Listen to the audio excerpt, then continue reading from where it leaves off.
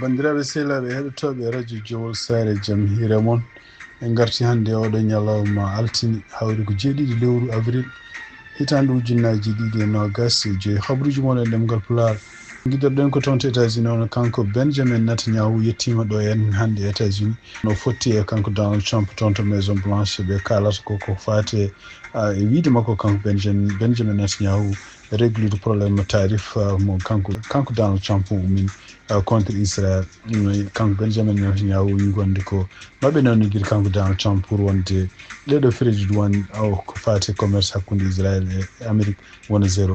habruji men hande toon to États-Unis ono kanko Donald Trump o seki hande kadi debbo goto ko vice amiral ɗum noon koye armée ko représentante gonnoɗo toon to OTAN ɗum noon ɓeɗo fof ko yimɓe ɓe ganduɗa hawnaki e wiide makko kanko Donald Trump ko yimɓe démocrate en walla ko président Joe Biden kañum en gadduno ɗumen laamu donc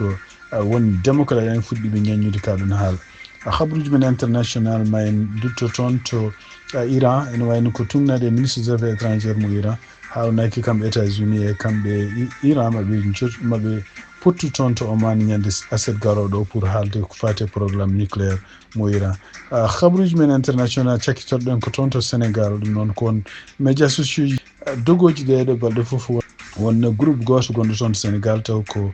juulannoɓe julde korka nde taw ko kalanno koɓe jangganno ko ɓe janggat ɗum koye wolof est ce que ɗum ɗo ko bida walla ko hunde arde kadi wallude leƴƴi ɗi ganduɗa enne wona arabe kalata beele famde diinumen ko ɗum won titre uji no ɓuuri mawnude oɗo journal ma garto desuji muɗum joni joni siftinde on tan hannde altini 7 lewru avril hitande ujunnaji 2025 ko musidɗo mon Amadou haalate moon ma en gartu joni joni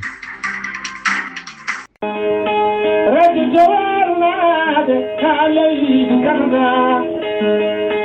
haamari ha basnaɗa Sénégal ha Burkina ha Cameroun Afrique Amérique onon fof defere radio Jowol garaje bandiraɓe sehlaɓe heɗotoɓe radio Jowol Sare haɗi men fuɗade habruji d' abord ko ɗeɗo balɗe foof toɓo wongo diwanuji ɗi gonɗen ɗi donc en jiyana o ha yo Kentucky ene wayno ko addi kadi jangol ɗiɗo jammaji garoji gonɗen joni ko 20 heures Ohio 17 heures toon to Californie minuit toon to Nouakchott ene wayno température joni toon to Cincinnati hande hedde minuit ma wona hedde moins 4 degré Celsius ɗum noon subaka janggo ñalawma talata température ma montoy kene wona 8 degré Celsius ñande alarba ma montoy ha kene wona 12 degré alhamis ma yettoy 18 degré kono noon ñande aljuma kadi ha température ma baisse ha wona 9 degré ɗum noon kadi en ɗamina wonde ko tuggi alarba ha yettane ma aljuma toɓoji ɗi kadi ma ɓamta toɓoji ɗi noon surtout ñande alhamis nde ma garde keneɗe ɗum noon wonande on noon wonɓe laabi ndeno ɗe bandiraɓe sehlaɓe heɗotoɓe radio Jowol Sare habruji meɗen guidoɗen ko États-Unis binɗen e gardidini ni eko yalte kihiɗe hono kamɓe Cour suprême e gardugol makko kanko John Roberts ɓe mbawi yaltinde ñawore ɗum noon ko dartinde yamirore uminode toon to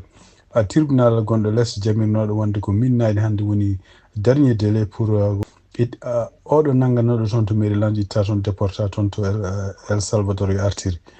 donc tournade hande ko Cour suprême ko haali wi wonde ko ɗum noon dartinaɗo oɗo délai pour wasa wonde minuit hande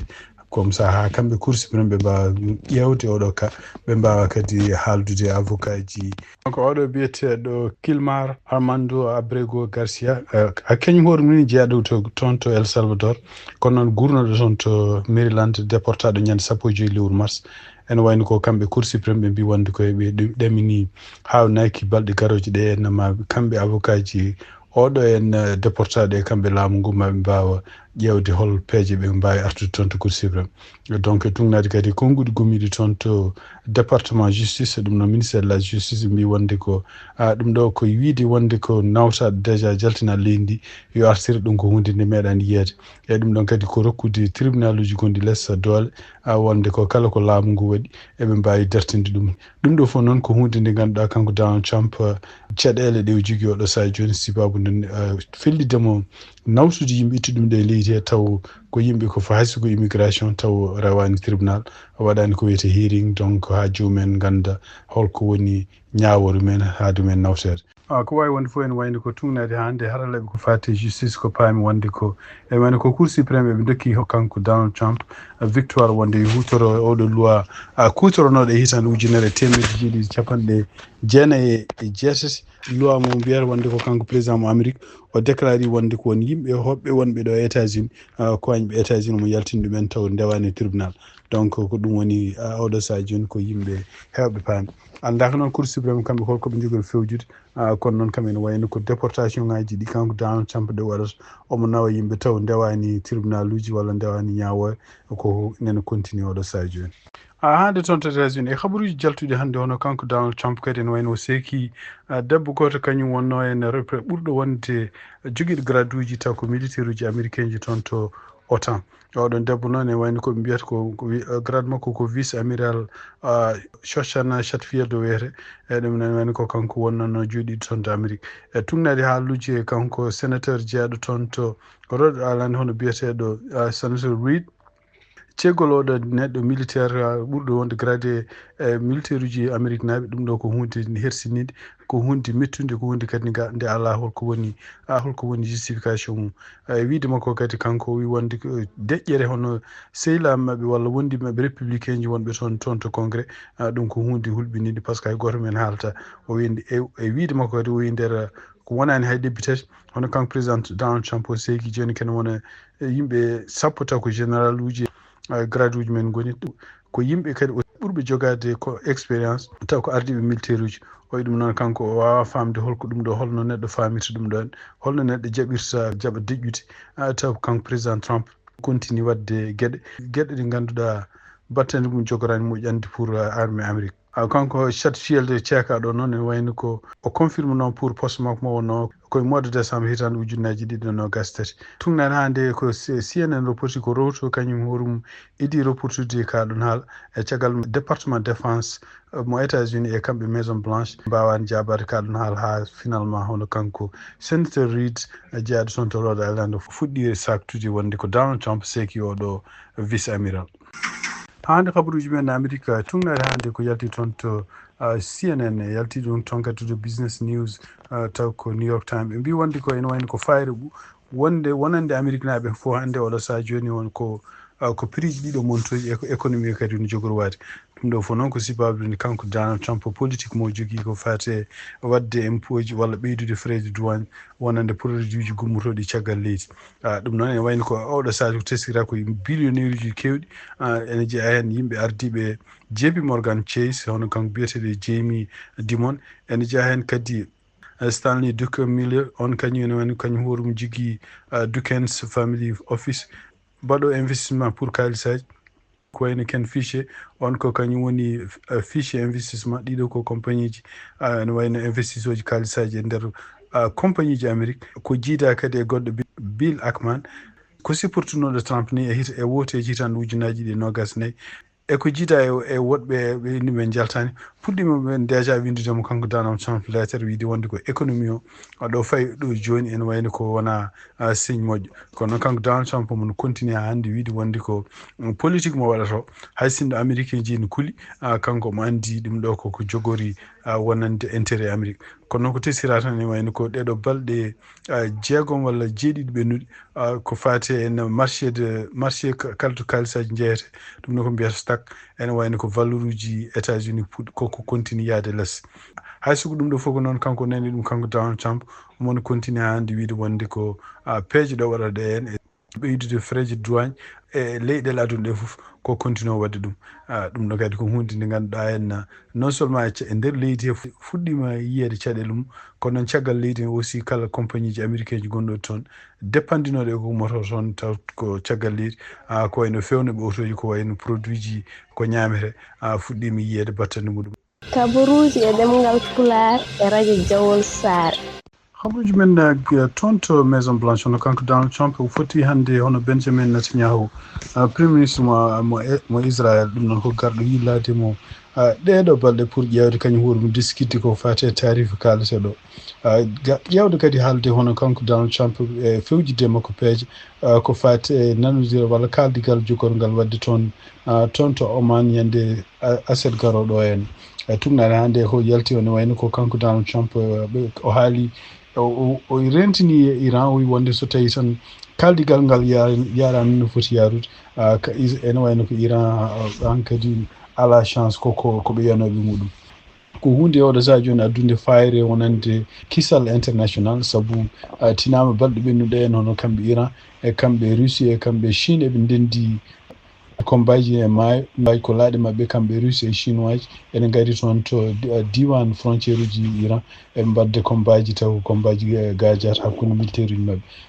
e tungare hannde ko yalti wonande kadi Al Jazeera ko reporté wono kamɓe Iran oɗo saa joni non seulement ɓe pewti pour wiide États-Unis ma walla Israël ma yane maɓɓe kono ɓe kaali ɓe mbi wonde koɓe waɗoɓe tikko takka kala nde États-Unis yane maɓɓe kamɓe hoore maɓɓe koɓe wattoɓe ɗum ɗon e ɗum ɗon kadi oɗo saa joni ɓe jogui support mawɗo wonande ummade hono kamɓe Russie e ummade hono kamɓe Chine andaka noon ko holko jogori haaldede toon to Oman ñande ase garoɗo ɗum noon ko haala kanko ministre des affaires étrangères mo Iran biyeteɗo Abbas Araghchi o haali o wi wonde ko ene wayno ko kamɓe États-Unis e Iran maɓe potti toon to Oman ɗum noon ko samedi ɓe mbawa haaldude ko wawi wonde fof noon kanko Benjamin Netanyahu hannde o arini toon to Maison Blanche to Israël kañum hoore mum koko fawa kala produit ji gummotoɗo ɗum kono ene yoɓa ken wona 17%. Kanko Benjamin Netanyahu no wi wonde komo ilmini kala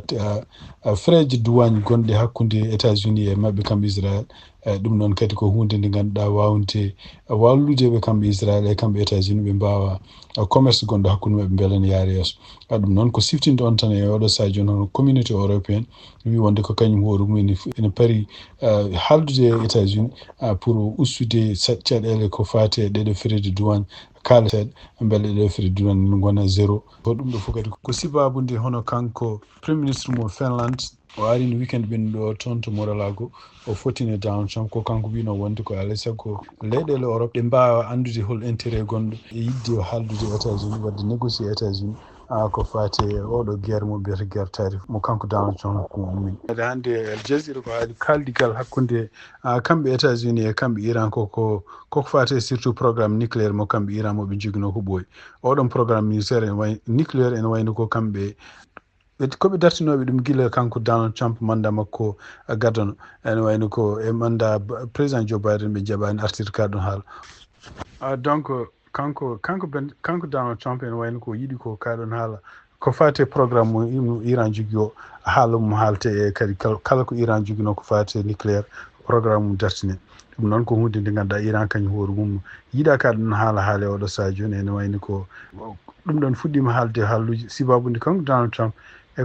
o yiɗi ko hutorade Israël beele Israël ene uddita haare hakkude muɗum e Iran beele kadi ne wonta guerre gonɗo to Palestine o ne ɓeydo e yajji toon to Moyen-Orient ko wawi wonde foof tungnaɗi kadi e habaruji ɗi Al Jazeera holluno ñanden kono kamɓe leyɗele arabeɓe surtout e gardugol kamɓe Qatar ene ɓe puɗɗima wiide wono oɗo sa joni hono programme nucléaire mo kamɓe Israël ɓe jogui oɗon programme kañum hoɗum no foti haalede haala mum toon to Nations Unies par ce que no Israël fotani jogorade programme nucléaire ni ko noon Iran fotani jogirade programme nucléaire ɗum noon e wayno ko wawi wonde foof kaɗo haala hakkude États-Unis Israël e Iran ko haala jogor ko wontude kadi haala jogor ko addude hawnaki menace ko wiyete hen ɗum noon hande ko fati kanko politique makko Donald Trump ko fati ɓeydude frais de douane wonande produit ji gummotoɗe caggal leydi e ɗum noon e wayno ko kamɓe Chine pour jabade ɗum ɗon pour kadi habde continue ha ɓeydude caɗele wonande kanko président Donald Trump hono kamɓe Chine ɓe gudditi ɓe mbi wonde ko ɓe jamiri oɗo sa joni kono ɓuura 33 leydi taw ko leyɗele Afrique neldude produit ji mumen marchandise mumen taw to toon to Chine taw ala frais de douane gonɗo hen ɗum noon ɓe mbi ko zéro frais de douane ɗeɗon leyɗele noon ene jeeya hen tugnade hande e article o ene jeeya hen Angola ene jeeya hen Benin ene jeeya hen Burkina Faso tugnade hande habaruji gummiriɗi toon to biyeteɗo Al Jazeera e mbi wonde ɗum ɗo foof ko peeje kamɓe Chine wawde kadi hollude wonde ko Afrique ko hunde hankkadi nde ɓe continue jogade anni ɓeydude doole maɓɓe toon ɓennude gonka maɓɓe walla ɓennude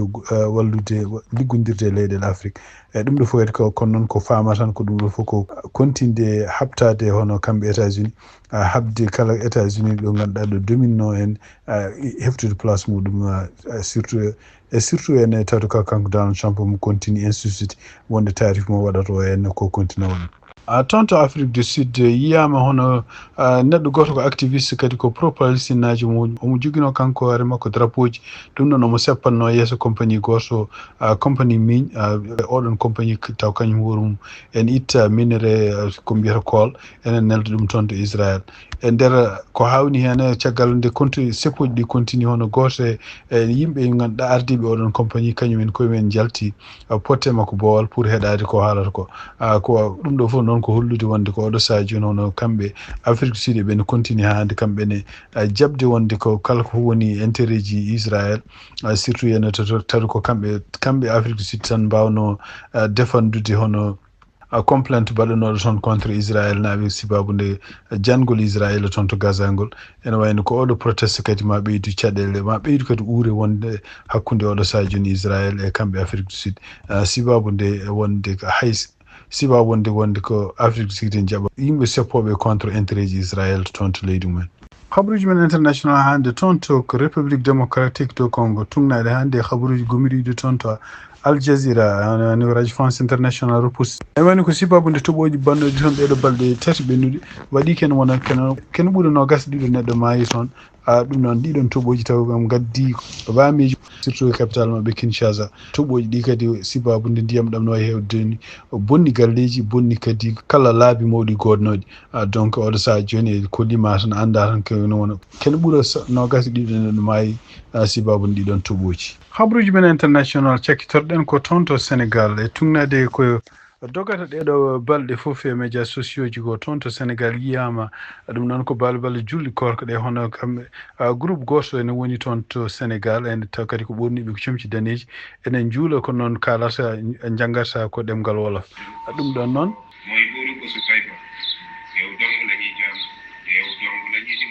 waɗi dukoji mawɗi e médias sociaux ji par ce que ene won ko ɓuuri hewde yimɓe ɓe mbi wonde ko tungnade kadi ko jangguina guila e nelaɗo sallallah alih w sallam kala ko jangguete ni ko fati julde foti jangguede koye arabe par ce que ngal ɗon woni ɗemgal ngal ɓuurani telli kono noon e wayno ko woni hen kadi mbiya oɗo saaha joni hawnaki ko fati en tawde won leƴƴi wona leƴƴi arabeɓe ɗum ɗo fof hawnaki ko wawde wallude ɗumen pour famnude ko haalate ɓuurani ko firti ɗum e ɗemɗe goɗɗe ko wawi wonde fof ene wayno ko oɗo saaha joni won hen wiyaɓe ɗum ɗo ko bida won hen wiyaɓe kadi ɗum ɗo ko hawnaki ko gueɗe bawɗe wallude leƴƴi goɗɗi ɗi famde diine mo ndewata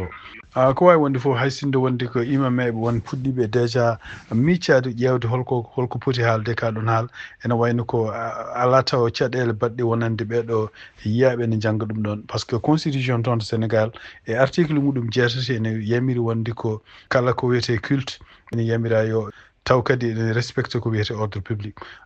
ko wawi wonde fof ene fada hawnaki kamɓe hohoɓe ardiɓe diineji toon to Sénégal maɓe ƴeewa koɓe kaldi hen ko fati ɗum ɗo en holno ɗum ɗo réglirte